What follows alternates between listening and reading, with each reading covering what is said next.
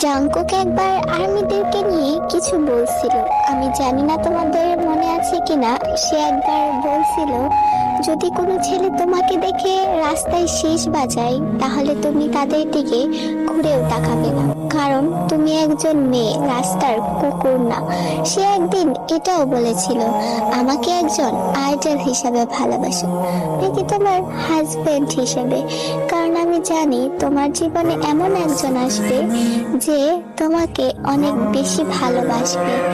আর একদিন তার লাইভে একজন আর্মি জিজ্ঞাসা করছিল জাংকুক আপা, আপনি কি কোনোদিন বিয়ে করবেন?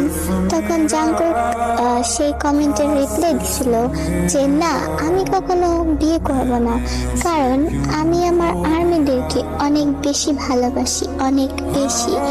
Armies are my everything, you no.